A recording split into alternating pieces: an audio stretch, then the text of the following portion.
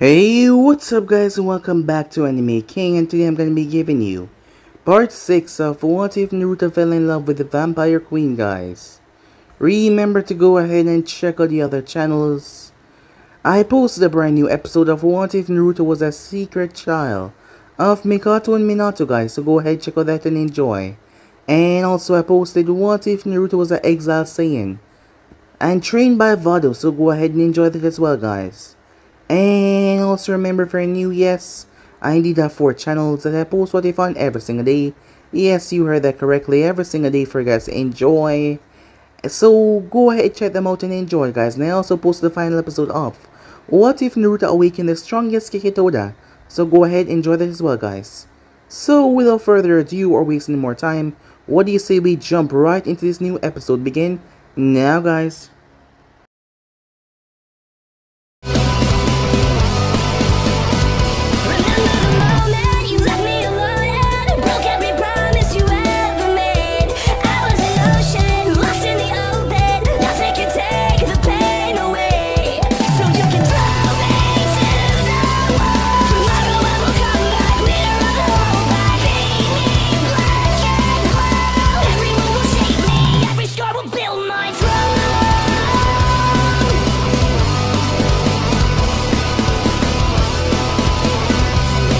So the last part we left off, Kakashi felt like a piece of crap.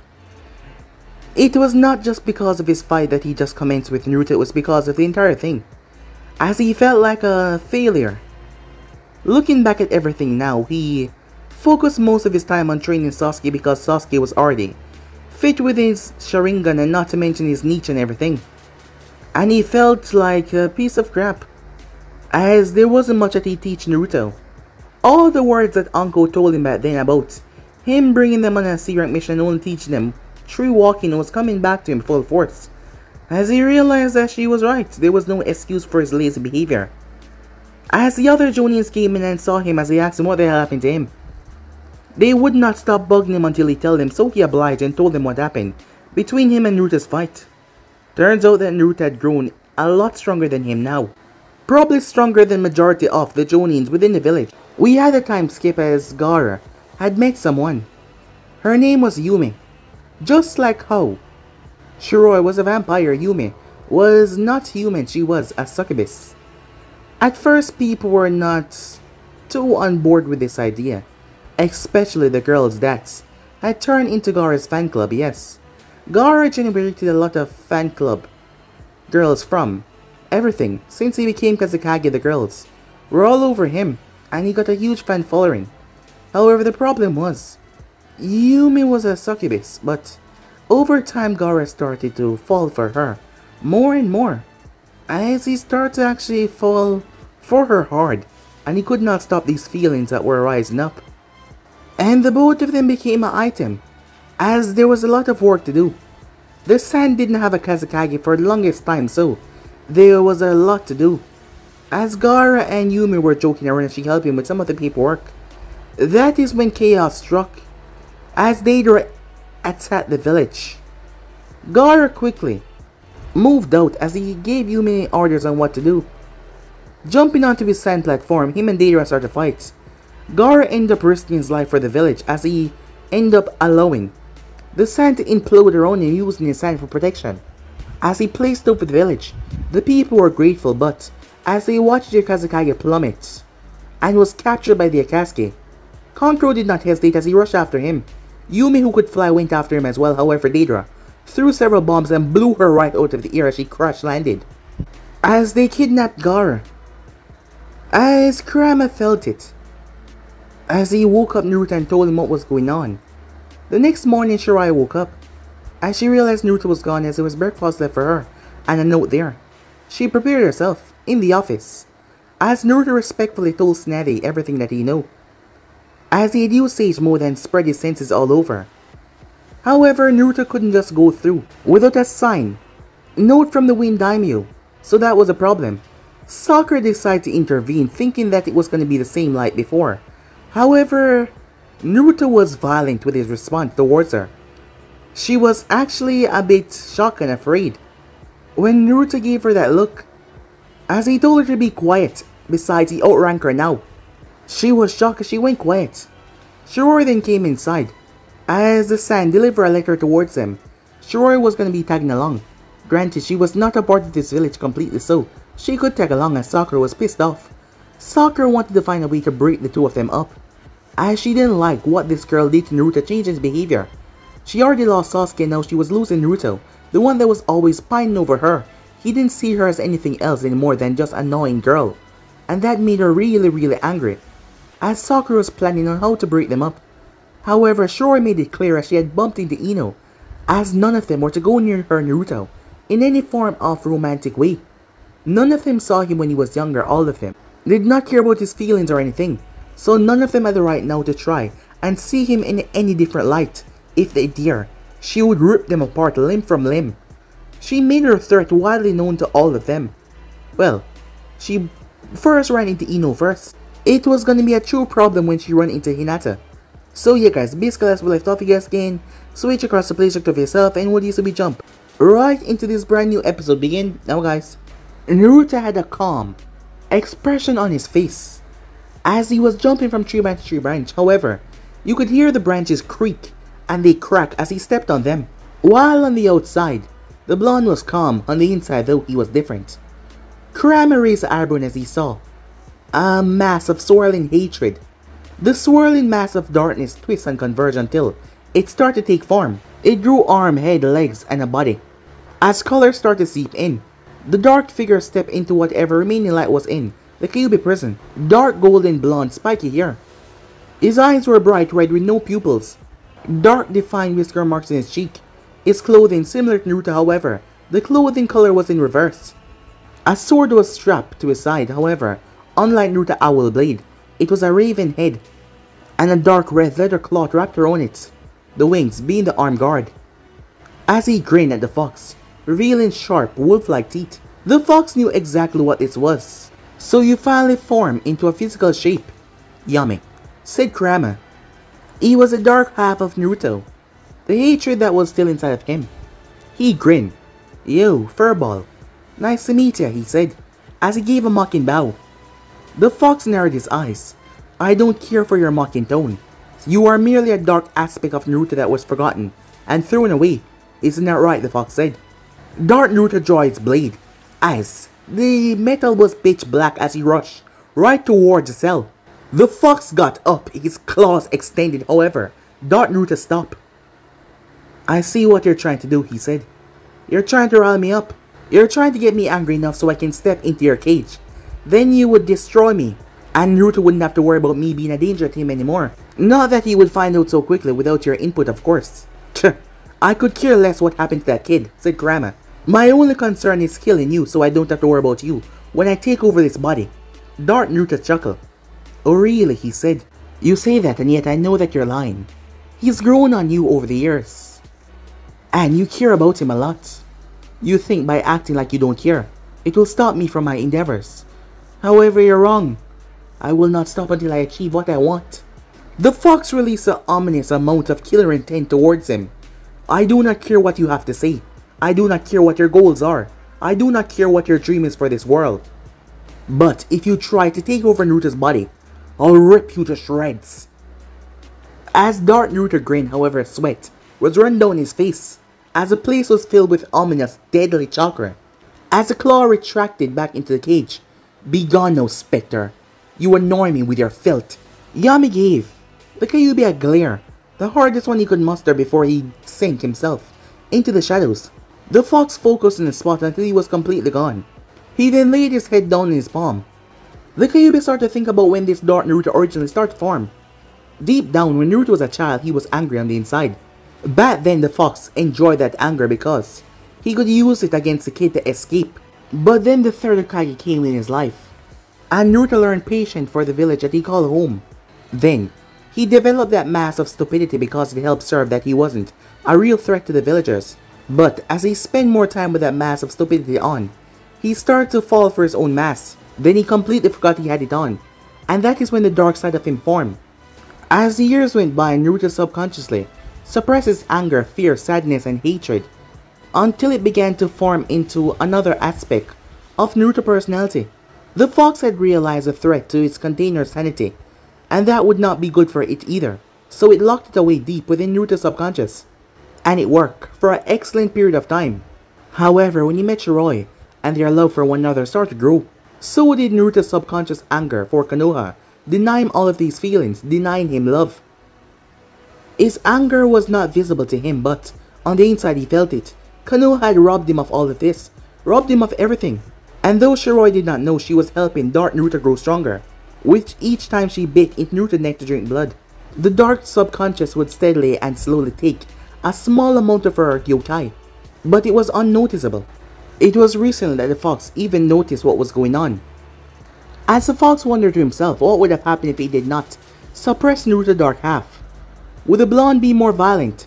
Heck, the fox believed that the reason why Naruto did not have a more violent reaction to his father sealing him inside of him was because Naruto suppressed it without even knowing. If the blonde did not suppress everything, the fox knew that a lot would have been a lot more different, as he could see it. The kid would be the fox assassin of the elemental nations, glaring and fighting back at the people who oppressed him in that village, the ones who abused him. Konoha would not be safe. He would have laid waste to a lot of them. The fox's eyes opened as he felt Naruto channel his chakra. Meanwhile, outside the seal, as Naruto was subconsciously tapping into the fox chakra, because of his anger as his speed was increasing, the branches that he were landing on were no longer safe because they were shattering when he landed on them. Naruto had always wanted to be Hokage of his village. He always wanted to protect everyone despite everything he's been through. Further showing that he had a drive and determination, but yet, Gaara, someone that he had come to understand because they were alike in that regard, became Kazekage, and these damn Akatsuki members took him away. And they were about to kill him. Kakashi had to increase his speed to reach Naruto. Kakashi saw Naruto lower face. All he saw was a scowl on Naruto's face, and his whisker marks were more pronounced. "What is it, Kakashi?" said Naruto. "Naruto, I'm thinking that we should take a little break. I mean Sakura and Shiroi must be exhausted by now since we've been moving for 6 hours," Kakashi said. As Naruto turned towards the other two behind him, Kakashi was shocked as Shiroi did not seem tired at all. He was surprised as he expected her to be a little bit winded, but no, she seemed completely fine. The doll on top of her head seemed to be somewhat sleeping. As he then glanced towards Sakura, she was panting a little, but that was easily solved as she pulled out a soldier pill and she threw it in her mouth. Kakashi just remained quiet as they kept on moving, as Naruto seemed to be reading Kakashi's mind, so they kept on moving as Naruto turned his gaze back to the head of them. Kakashi knew that the blonde was completely focused on Gaara rescue, and he respected that. However, before he turned his gaze fully ahead, he noticed Sakura sending Shiroi a glaring look as she was behind her. He narrowed his gaze towards the pinkier girl. It seems you'll have to keep a close eye on Sakura. Meanwhile, going through Sakura's mind, it was a lot of curse words and her teeth gritting. As she tried to keep pace, she glanced towards Shiroi, who was keeping pace effortlessly. How could she keep up with his pace, and Sakura already had to take a soldier pill? And the girl looked so bored. She always had that blank look on her face. It's like she was bored with all this running. How could all this running not tire her out? It almost seemed like the girl could care less what happened on this mission. The look she had was uncaring, bored, and indifferent. Sakura did not say anything or do anything though as Tsunade the threat echoed in her mind. She couldn't understand why Tsunade accepted this white-haired girl. Also, before they left, Sakura saw the look that Shiroi gave the village. Yes, she had turned back towards the village, and she gave it a rather nasty look. It was almost like she was judging if the village should continue existing or something. Sakura had been keeping a close eye on her, so she's been noticing things every now and then. And that made Sakura did not trust her in the slightest. Honestly, she seemed like someone who can destroy an entire village and not feel a remorse or any guilt about it. To Sakura, the girl seemed like a monster in human skin. Sakura's mind was snapped back to reality as Shiroi glanced her way. The two of them stared at each other for a moment before Shiroi started to grin, exposing her fangs.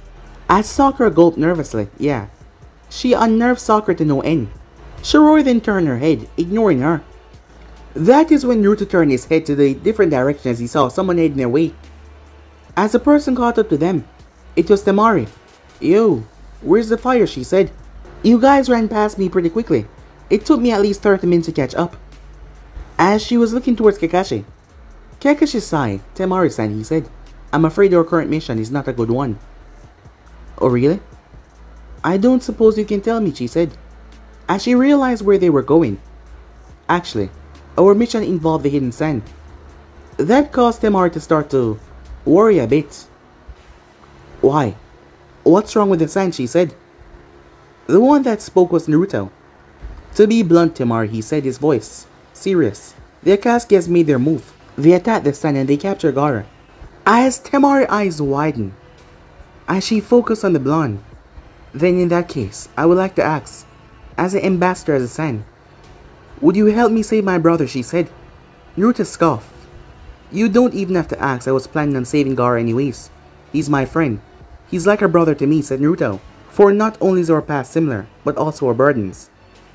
Thank you, she said. So with that, the group moved off once again. As Naruto glanced toward his side, Altar. Why are you uneasy, said Naruto. The blade was acting up. He's not uneasy. Huh? Said Naruto, speaking to the fox, who will answer for him. What's wrong then? There can only be two reasons. He's excited to draw the blood of your enemies. The final reason. You may be close to his gravesite. His gravesite, said Naruto. The gravesite of Arashi Uzumaki, the creator and the first wielder of Altar. You mean to tell me his gravesite is somewhere around here? I don't precisely know exactly where it is, but I guess it's probably near the sand somewhere. Now, focus on your objective. You can worry about that at a later time. Your friends come first, do they not? Yeah, said Naruto as he sped up even more. As Naruto would be there, he would save Gaara, no matter what. Meanwhile, at Konoha, the atmosphere was tense, stern and chilly. Ino never thought that it would be this off-putting as she was escorted by a branch member. She wanted to speak with the heiress of the clan, Hinata Hyuga. The platinum-haired blonde wanted to speak about the matter of Shiroi, no, Uzumaki Shiroi, and see if they could do anything about the white-haired girl. She glanced towards a Hyuga branch member who was escorting her. The face of the member blank. However, the closer they got, Ino noticed that the man even seemed to be showing a bit of fear. Her dad was a master in psychology. Ino had studied a lot on a person's behavior and their mind. Despite barely showing it, she could sense it. The man seemed to be afraid. The closer they got, if Hinata heard correctly, Hyuga Hayashi did not use any of the seal on any of the branch members, causing them pain. So why was he so scared? And besides, this was his daughter Hinata that you were going to visit. Hayashi was one thing, yes, he was the leader of the clan now. A stern, imposing figure, but Hinata? Ino know that she has been acting weird for the longest time now. But she couldn't have changed that much, could she?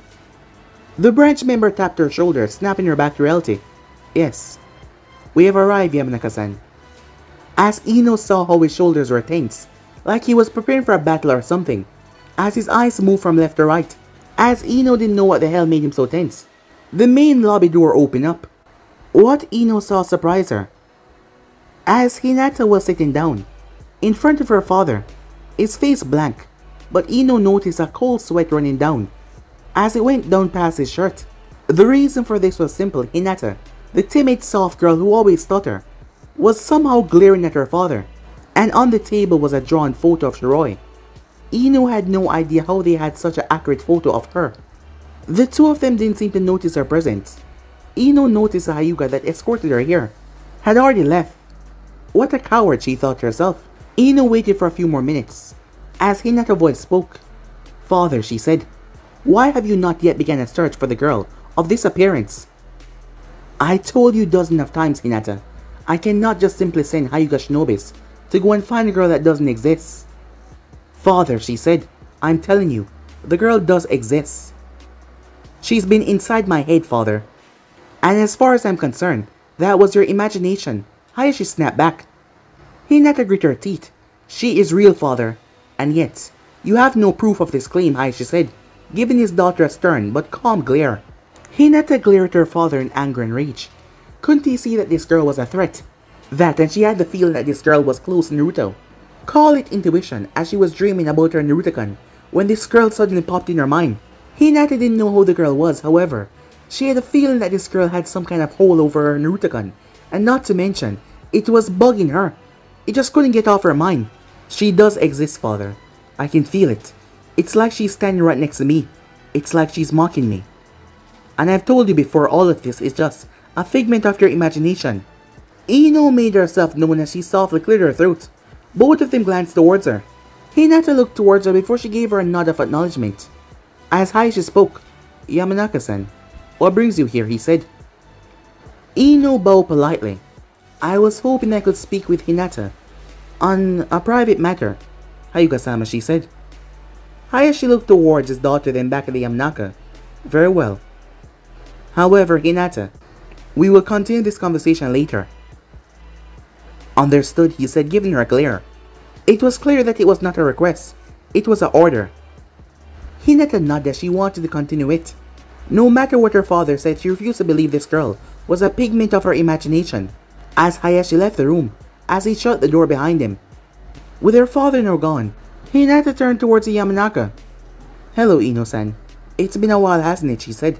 Hinata greeted with a small smile appearing on her face. Yeah, it definitely has been a while, huh, Hinata? Yes. So why are you here? If I recall correctly, you once said that you would not enter the Hyuga compound until the world was somehow coming to an end, she said. However, Ino changed from what she was about to say. Who made that picture? I've met that girl before. Immediately, Hinata's eyes snapped towards her in complete focus. I drew this picture myself. I don't know how, but this image of this girl came into my mind, and oddly enough, a type of chill went down my spine. The type of chill that said I was threatening on dangerous grounds, and it has been haunting me ever since. I had a feeling this girl existed somewhere out there, and I told my father of this. However, as you can see, he refuses to believe me. Ino was quiet as she debated whether or not she should tell Hinata about the white-haired girl. However, Ino didn't want Shiroi here. That girl was some kind of monster or threat. With that mindset, she told Hinata about how they first met inside her mind, how possessive she was when it involved Naruto, how arrogant she was, and finally, her engagement in Naruto, saying that he was her fiancé. The cup of tea that Hinata was holding shattered into several pieces, showering the floor and couch with glass and tea. Even though Hinata's face was completely blank, blankest that Ino has ever seen it before, there was so much rage in those eyes. For the longest time now, she wondered, what was this sensation or this stuck and hate that she had for this girl that she did not know? But now she understands. She was trying to take her Naruto away from her. She was trying to take him away. Fiancé? No. She refused to allow that to happen. She would have to meet this girl face to face and demand that she renounce her relationship with Naruto. And just as she has been dreaming for so long, he will finally be hers. No more waiting. A small part of Hinata told her to stop what she was doing, because it would only end badly for her. However, she ignored that small part. In her eyes, that white-haired slut was getting in the way of her and Naruto, and she would not allow that. With that mindset, she started to brainstorm with Ino on ideas how to get Shiroi out of the village. As they didn't realize that they were being watched, the owner that was watching them stepped away, as it was none other than Neji Hyuga. Neji wouldn't allow this to happen because this would just cause problem. Naruto was the person that freed him from his obsession with fate. It seems like he's finally found someone in his life. If Hinata truly loved Naruto then, she would let him be happy, but that was not going to happen, and Neji feared the outcome of what would take place if Naruto take this wrongly. From what he's heard, Naruto has changed a lot. Hinata has changed a lot as well, and he did not believe that it was the wisest course of action for her to make a move towards Naruto and this new person named Shiroi, because it would be pretty bad. It was almost like Neji could predict the future because he was dead on. Neji went straight towards Hayashi to make sure he knew the problem that Hinata might cause, so they could shut it down. However, as the time passed, Neji was getting more pissed. Usually Neji was a calm man, however, he has been sitting here for the past 3 hours now waiting. When finally Hayashi arrived, Hayashi noticed that Neji seemed unpleased. Good afternoon, Hayashi-sama. May I incline on what took you so long? Neji asks. Hayashi raised the eyebrow and it seems his nephew, Patience, is running low this time. But he better reclaim his patience because it wouldn't do for Hyuga to lose their temper. They had a very important reputation to uphold, even though most of them were eccentric inside the clan district. They had to be seen as the calm, always calm under pressure, force outside the walls. A part of him wondered what would happen if he just ignored Neji for the rest of the day. However, he went against those thoughts. On a side note, he was also pissed off. The damn elders had kept him in that damn meeting for over 3 hours. That is what he told Neji. Well, he left out the dams. As Hayashi walked over and sat down in his chair, Neji seemed to accept the answer, but he asked another question. "May I ask what the meeting between you and the elders are about?" he said. Hayashi's face was still blank as he glanced up towards Neji. It made him thought about his brother. Hisashi was just as curious as Neji, revolving almost everything. His relationship with Neji has gotten a lot better since. They had a talk after Chunin exams, and they had years to build on this new relationship. Becoming nephew and uncle, thinking about his brother brought up some old thoughts into his head. As he remembered some time ago his brother was curious about the Uchiha and their daily life. Somehow his brother was able to convince him to sneak into the Uchiha compound. That was one hell of a day to remember. It was the first time they had met Fukaku Uchiha. At the time, Fukaku was merely the heir to the clan, and was arrogant like all Uchihas. He demanded to know what they were doing in there. When they did not come up with the answer, he challenged them. Arrogant as he was, he said that he would take the both of them on, and that was a mistake because they wiped the floor with him. But he threw a tantrum saying that they cheated because it was 2-on-1. However, Hisashi had to remind him that he was the one that asked for this fight, not them. They were just young kids back then. They weren't even in the academy. However, Fukaku had been shut up after remembering that he was the one that challenged them. But they were just kids, and strangely enough, it started to make them hang out. Despite the two rivalry between the clan, they know that they could not be seen in public with each other as friends. And about 2 years later, they finally joined the academy. And it was then that they met the younger Minato Namikaze. Minato would excel and yet even reach their level at a young age. Of course, both Fukaku and Minato became rivals. After Minato's death, Fukaku started to grow more cold and distant, as he then cut off all titles and all contacts with them. As Hayashi and Fukaku were the main reason why the Hyugas and the Uchihas had gotten along together back then. However, things changed. Come to think of it now, after the sealing, the Kyuubi Jinchuriki, Naruto Uzumaki was his name. It caused him to remember a redhead in the class.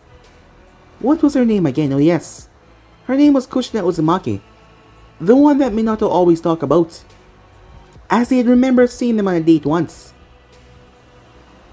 It all snapped in his mind. Holy shit, Hayashi thought cursing inside of his mind. How had he been so stupid?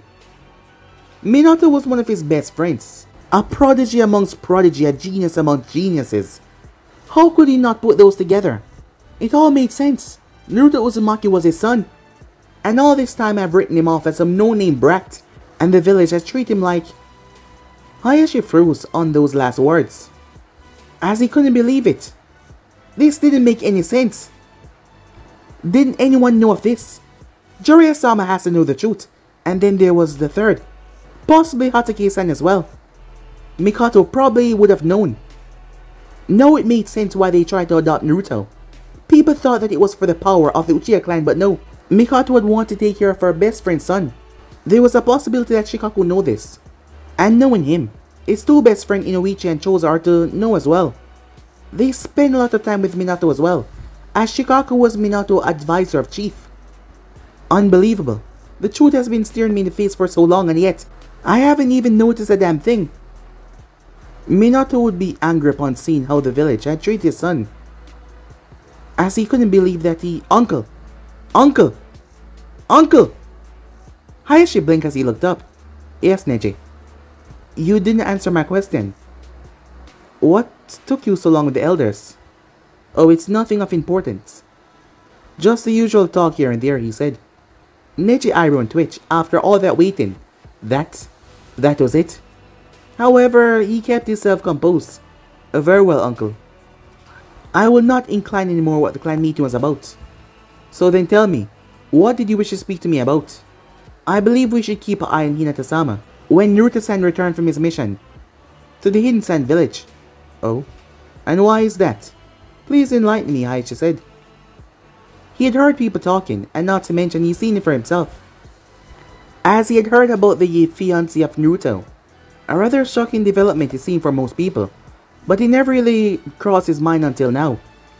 I trust that you've heard the rumors about Naruto-san's fiancé, Uncle, said Neji. As Hayashi nodded, who the hell hadn't heard of Uzumaki Shiroi? She was the talk of the entire village. Not only was she the fiancé of Naruto Uzumaki, she was also in good terms with the Hokage it seems. Almost everyone knew how Tsunade had cared for Naruto, like he was her own child, so it was rather shocking to hear that she approved of this, well, engagement. Seeing that Naruto was on the road with Jiraiya at the time when it happened. The rumors are indeed true, Neji said. As that was a shock to Hayashi. 16. Naruto had surpassed all of them. Himself, Fukaku and Minato. He was truly moving fast.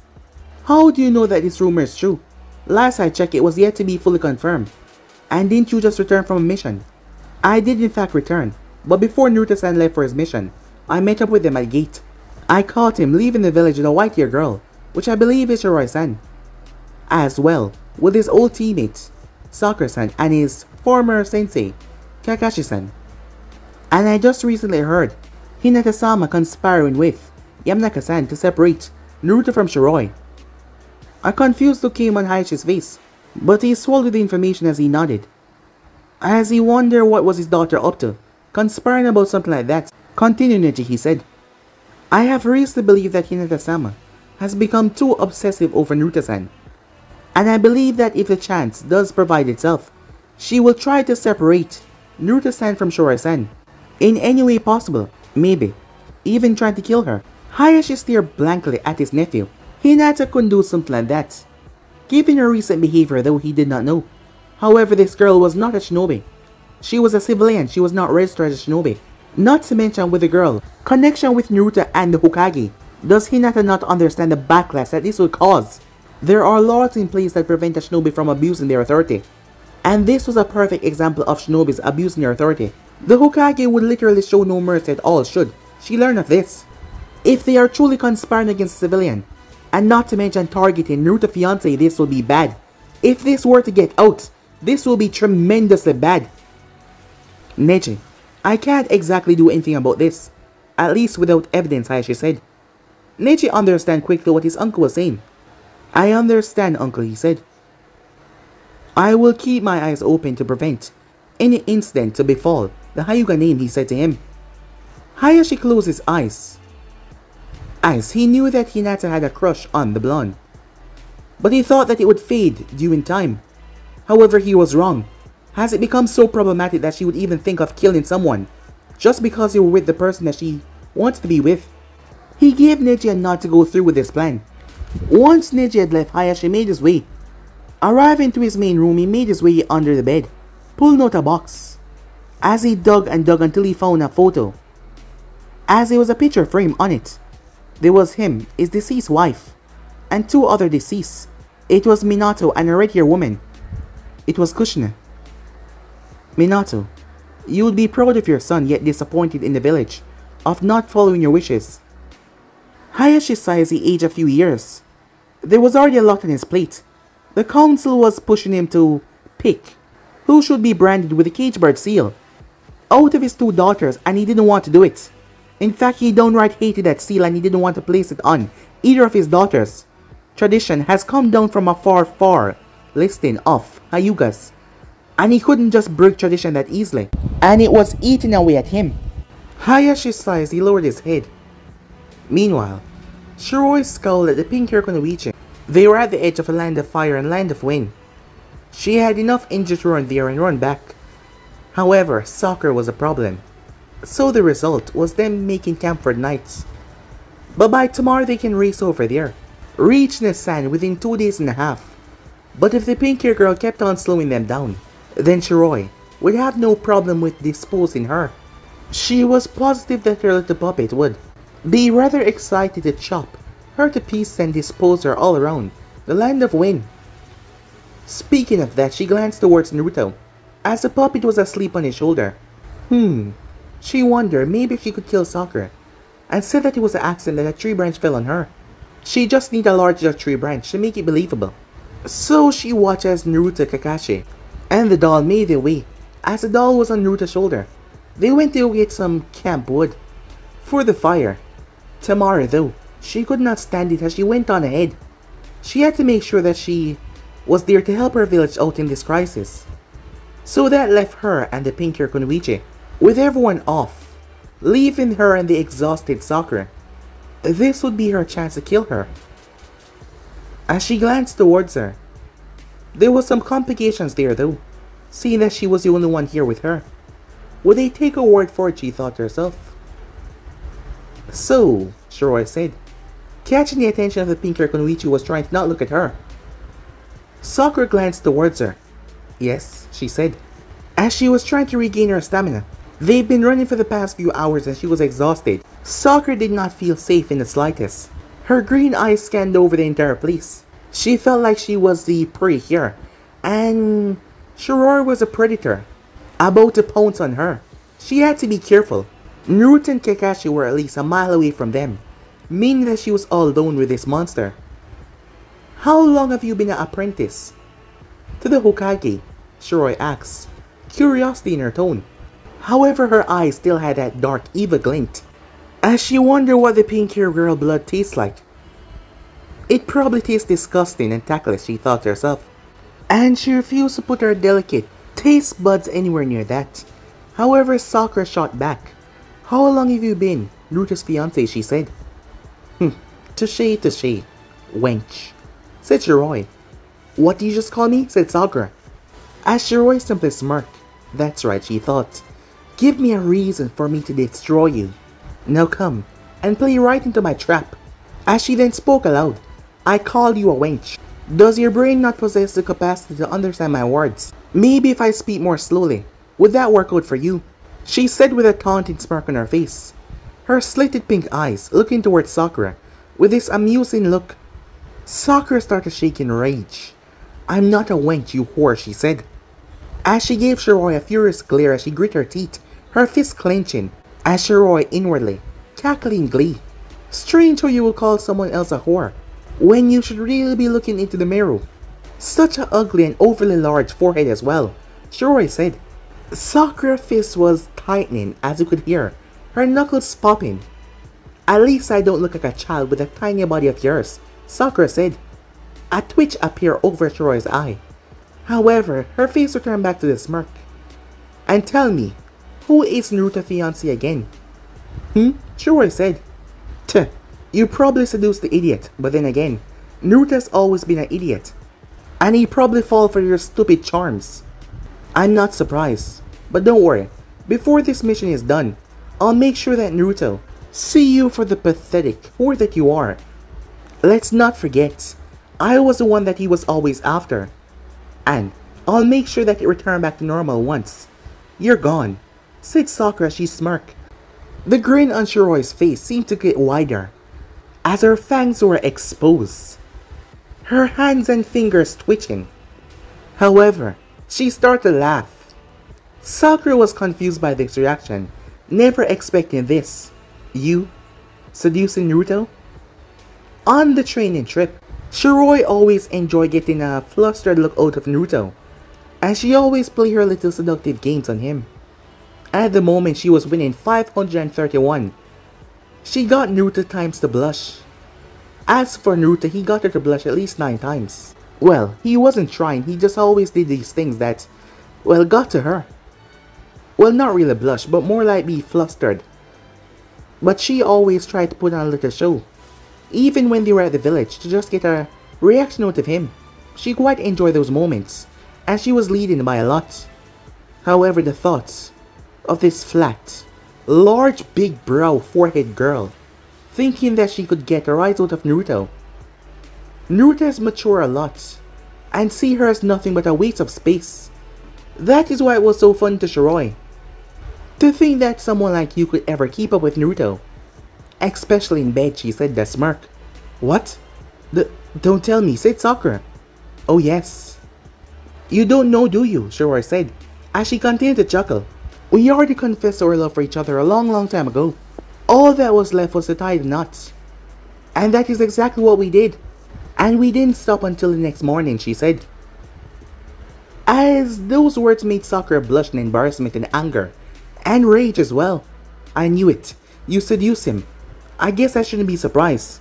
You're just using him, she said, clenching her fist. But Naruto's always been an idiot anyways. Some things just won't change. Sakura said. Yes, you're right, some things never change. Just like how you're the weakest link to Team 7, which you will always be. Isn't that the reason why you're precious? Sasuke left after all. Because he thought that you were pathetic. Waste of space. Or maybe he left because he was so tired of you. Pouring yourself out to him, Shiroi said.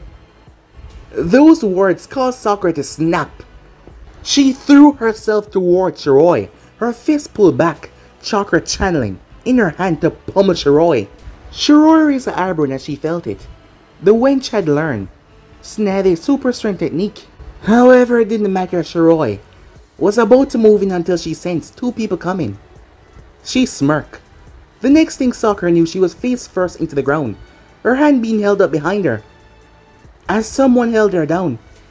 Sakura, what do you think you're doing? Do you realize what you're about to do? You're lucky I stopped you, otherwise you would have been dead.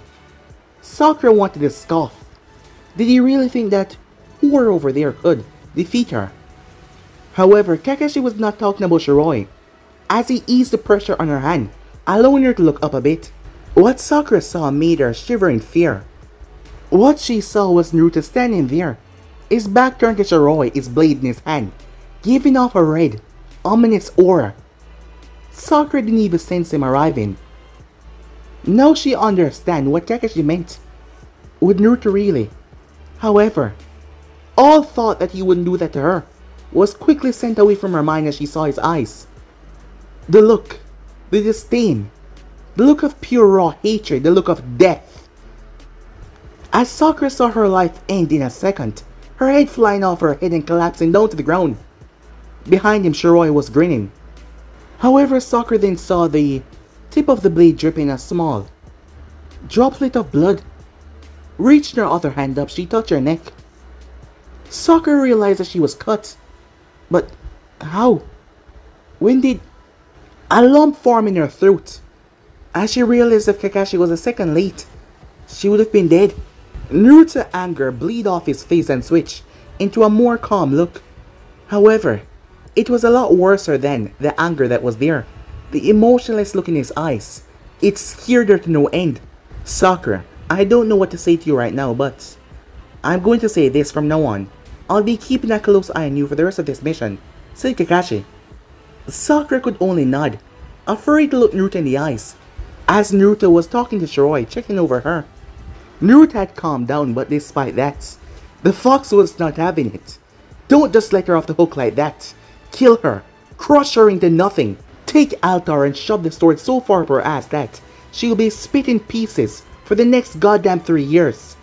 Kurama kept on mounting the most gruesome and deadliest way for him to kill the girl. However, Naruto's anger had subsided because she wasn't worth it. Hey, I know you're not ignoring me, said Kurama, as Naruto was not, speaking back to him. Shiroi-chan, are you alright, said Naruto. Don't worry, Naruto-kan, she said. I'm fine. Though I'm a little hurt that you think that she could even touch me. As Naruto gave her a small smile. I guess I was just a bit too overprotective. For a moment there, said Naruto. Oh, but I love that side of you, she said, in a whisper. As the both of them looked into each other's eyes, the doll on top of Naruto's head started to make some gagging sounds. At the both of them going gaga over each other. Hey, are you really ignoring me? Kurama yelled. However, Naruto kept on ignoring him. Naruto turned his attention back to Sakura and Kakashi. Sakura looked up. Nah, Kakashi-senpai, said Naruto, ignoring her. In your best opinion, what do you think we should do with Sakura? He said. Sakura gulped as she shifted nervously, looking towards Kakashi. As she thought about it, Naruto was actually a Jonin, while she was a Chunin not on his level, and he could deliver punishment for her misbehaving on this mission, and also attacking as basic civilian, and not to mention Naruto's fiancé. She did not think about her actions when she had moved in. Well, under normal means, I would suggest that we return to Konoha immediately, so that Hokage-sama can dish out the punishment for insubordination, but our mission takes priority. So I would advise that Sakura be kept under close watch while we continue our mission. Okay, said Naruto. I want you to keep a very close eye on Haruno, said Naruto. Sakura froze. Hearing Naruto call her that, a part of her felt shattered. So I believe that we're ready to move out. Any questions? Naruto asked. No one spoke. Sakura did not want to push her luck. It's bad enough that Naruto barely talks to her anymore. But now she was certain that he just didn't care about her anymore. He called her Haruno. As for the Kyuubi, he was still cursing in Naruto's mind. However, Naruto still kept on ignoring him, furthermore pissing the fox off. Meanwhile, with the Akatsuki, the Ichibai was being sucked right out of Gaara. I have news, said Zetsu, speaking up. What have you to report, Zetsu? Pain asks. It appears that Konoha has sent a team of shinobi to assist the Sand in their times of need. From what I was able to obtain, Konoha has sent their Jinchuriki, otherwise known as the Fox Assassin of the Elemental Nation. Many of the other Akatsuki members raised an eyebrow at that. To think that the Kyuubi Jinchuriki was this Fox Assassin they heard so much about. Kakashi Hatake as well, and 2 other Kunoichi that are not of importance, said Zetsu. Zetsu, I want you to place a seal to the entrance of this cave. Also keep a close eye on the Konoha shinobi. Kisame, Itachi, stand by for that jutsu. Zetsu nodded as he broke apart. Good. Now let us continue, said Pain, as he returned back to the extraction as the One-Tails was being sucked out of Gaara. Meanwhile, in the corner within the darkness, so the Kyuubi Jinchuriki has been sent to rescue the Kazekage, huh? This is perfect. I can see what he's capable of. From all the reports, he's said to have grown immensely powerful. I would love to see this with my own eyes, said Toby within the corner. As the leader did not know that Toby had sent Zetsu to spy on the Kyuubi Jinchuriki, and he brought back a lot of information for him. However, he would like to see it for himself. Toby would want to see just how much he has grown, to see how much trouble the organization was really in, and to see if the god could defeat this lonely mortal. He thought to himself with a chuckle, as the man smirked to himself. If the Kyuubi Jinchuriki proved to be something special, he would convert him over to his side. After all, he has already manipulated one Jinchuriki. Manipulating another should not be that hard. You just have to know the right strings to pull. Using a Jinchuriki to return his own kind would be wonderful, he thought to himself. He truly wished to see the strength of the Kyuubi Jinchuriki. Time skip, they finally arrived towards the gates, as there was a sand group there to greet them and rush them towards the hospital. Naruto immediately told Sakura to do what she could. Trying not to push her luck, Sakura got to work, working on Kankuro, as he was in a bad state. In the process, they met Elder Cho. Lady Chiyo decided to attack Kakashi, believing that he was a White Fang, despite knowing that the White Fang had been dead for some time now. The mishap was quickly dealt with though. So with that, they had to sit and wait as Sakura worked on Kankuro as she got rid of the poison that was inside of him. The poison used was a very potent, deadly one. It was a surprise that he was still alive. As Naruto asked who was the acting Kage running things, it was Gaara's girlfriend. Naruto choked on nothing, as he simply choked on his own saliva or ear, as he snapped his head towards Temari to see if she was joking, but she was not, as she chuckled towards a blonde. She said that she had the same reaction when she learned that Gaara was dating that girl. When Shiroi heard the name that was spoken, she narrowed her gaze towards Temari, as she told him that she would accompany them to see this new leader, temporary leader, for now. Temari was a bit reluctant. However, Shiroi said that she was going either way, so she reluctantly allowed them to join in on the meeting, as the 3 of them left the hospital heading towards the Kazekage building, as Naruto had been sitting there for the past 50 minutes now, as he wondered what the hell was going on. Why was the wait taking so long? Chachaser with the doll was still on his head, playing with his hair, giggling at random intervals as she tangled herself in Naruto's head, as she found a way out of her trap before she continued, doing it over and over again. Shiroi, however, had her eyes closed as she leaned back in her chair, as Naruto was thinking, strangely enough, about the past. About 2 people to be exact, Uchiha Madara and Senju Hashirama. Ever since he has went on his training trip, Naruto's thoughts have become more deep and kind of cryptic as well. Somehow he kind of understands the philosophy and thinking ways of Madara Uchiha.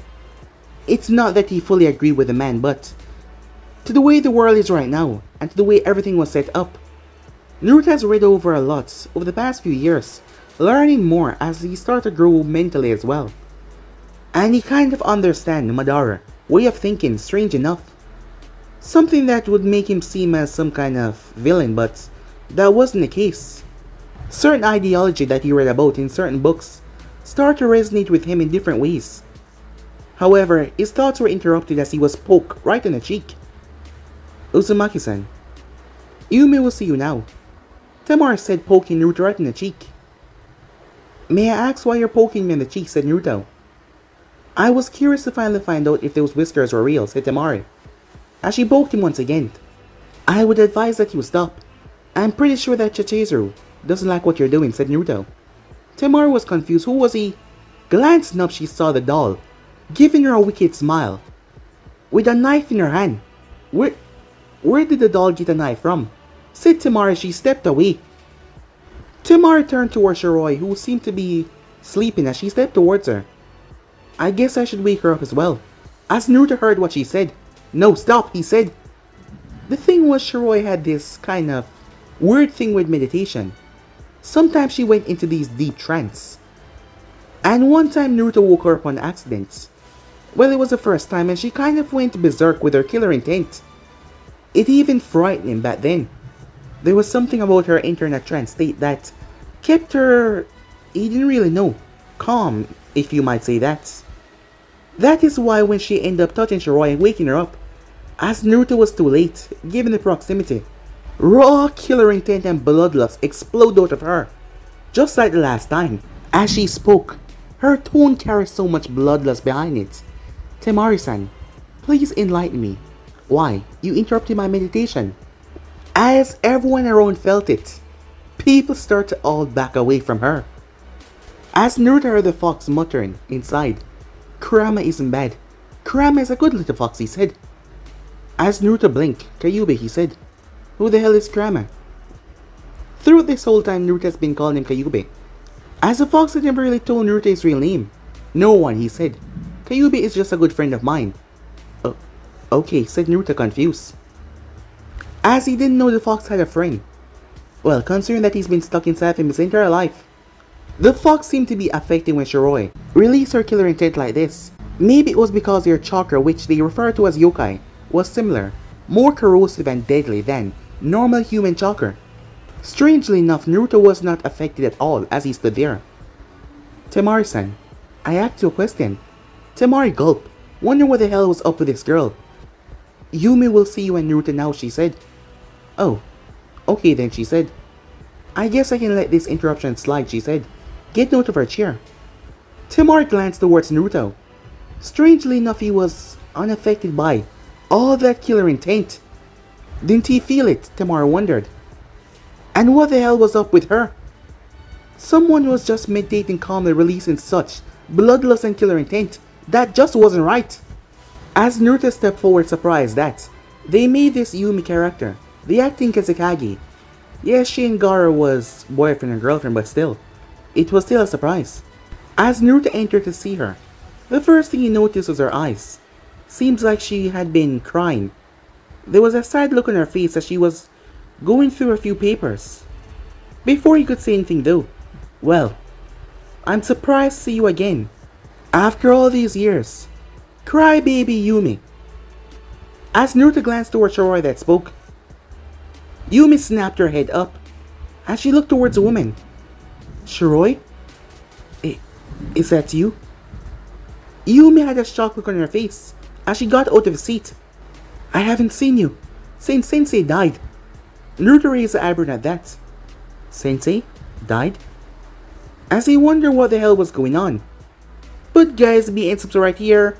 If you want to see next person do, like, subscribe, comment down below, turn on that bell notification, stay posted, and also remember to go ahead and check out the other series. Yes guys, I indeed have 4 channels that I post what on every single day. Yes, you heard that correctly, every single day for guys to enjoy. So go ahead and become part of the making family, and thank you for all for helping support.